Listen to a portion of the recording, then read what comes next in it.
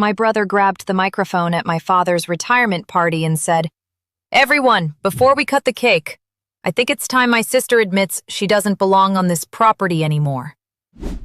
60 people turned to look at me. My fork stopped halfway to my mouth. The backyard string lights swayed in the wind above us, and for a second, nobody breathed. If you're new here, welcome.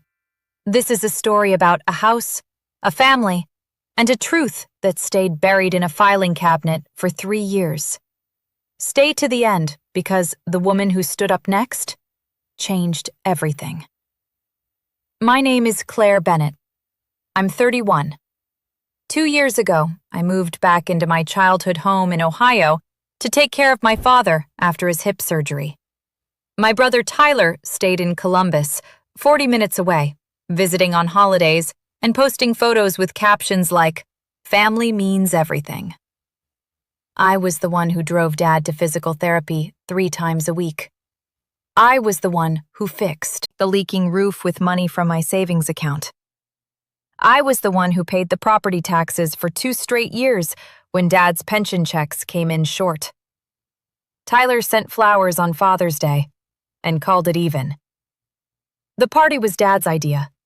65 years old, retiring from the auto plant after 32 years, and he wanted everyone in the backyard he built with his own hands. Aunts, uncles, old co-workers, neighbors. I spent 3 days cooking and cleaning. I didn't expect an ambush. "Claire's been living here rent-free," Tyler said into the microphone, his voice smooth, like he'd rehearsed it. "Dad's getting older. It's time we talk about who's actually going to manage this house going forward. And I don't think that should be someone who just moved in and never left." A few people laughed nervously. My cousin Denise looked at her plate. My father, sitting near the cake table in his folding chair, opened his mouth like he wanted to say something, but nothing came out. He looked smaller than I'd ever seen him. I felt my face go hot. 3 years of driving him to appointments, of grocery runs, of nights sitting on the porch step, listening to him talk about Mom, who passed when I was 24. And here was my brother, in front of everyone, making it sound like I was some freeloader who snuck in through a window. I could have screamed. I wanted to. Instead, I set my fork down slow and quiet on the paper plate. "Tyler," I said, "is this really the conversation you want to have right now?" "I'm just saying what everyone's thinking," he said, and he smiled at the crowd like he'd won something. That's when things got worse. Tyler's wife, Megan, stood up next to him, arms crossed, and said the words that made my stomach drop straight through the grass. "We already talked to a realtor," she said. "This house should be listed. Split 3 ways, evenly, once your dad is ready to move to assisted living. Claire's had a free ride long enough." A free ride. That's what she called 3 years of my life. Here's where the betrayal really sinks in, because Tyler and Megan weren't guessing. They'd already met with a real estate agent behind my father's back. They'd already priced the house.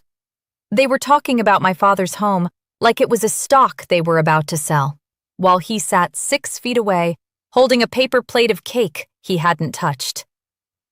I looked at my dad. He wouldn't meet my eyes. That hurt more than anything Tyler said. "Dad?" I said quietly. "Did you know about this?" He shook his head, just barely.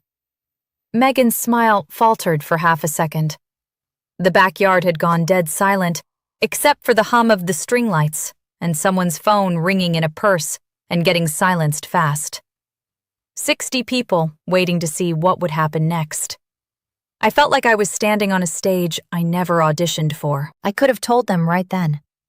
I could have pulled it out of my back pocket like a movie villain reveal. But I didn't want to do this in front of the neighbors, and the old guys from the plant who used to slip me candy when I was 6. I wanted my father to hear it first, away from an audience. So I just said, "We can talk about this after the party." "No," Tyler said. "Let's talk about it now. Everyone's already here." That's when a woman near the back of the yard stood up. I hadn't even noticed her earlier. She'd come with one of Dad's old coworkers, quiet, sitting near the fence in a gray blazer that looked out of place next to everyone's jeans and sundresses. Her name was Patricia Hail. She used to be Dad's supervisor at the plant, and after he retired from the floor, she'd helped him with paperwork more than once. Turns out, she was also a notary. "I think I need to say something," Patricia said, her voice calm but carrying across the whole yard. "Because I was there the day this house changed hands, and I don't think everyone here knows what actually happened." Tyler's face shifted. Megan's arms uncrossed. 3 years ago, Patricia said, "your father came to my office. He wanted to protect this house before his surgery, in case anything happened to him on the table. He didn't want a fight between his kids over property while he was still breathing, so he transferred the deed." The yard was so quiet, I could hear the grill lid creak in the wind.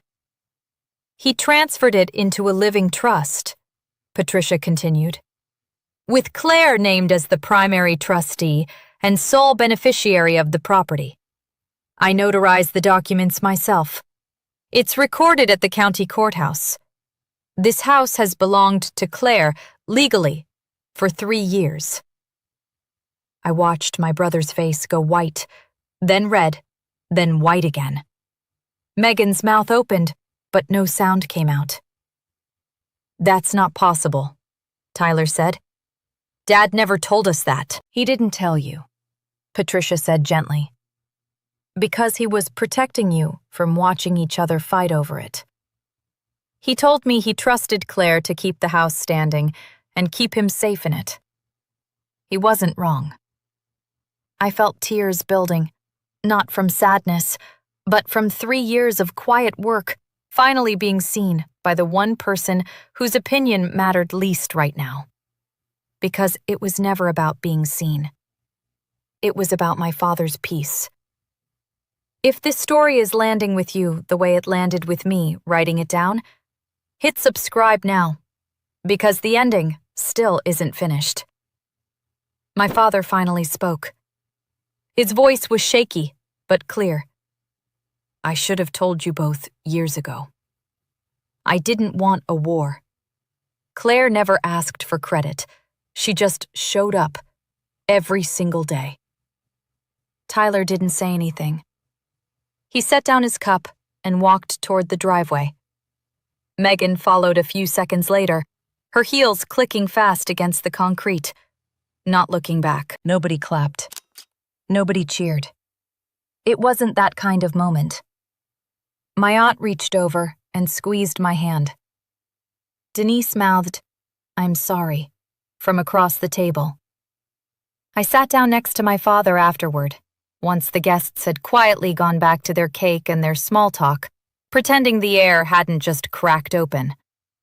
He put his hand over mine on the picnic table. "I'm sorry I let it go that far," he said.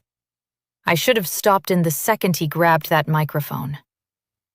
"You don't have to apologize, Dad," I said. "I just needed you to believe me.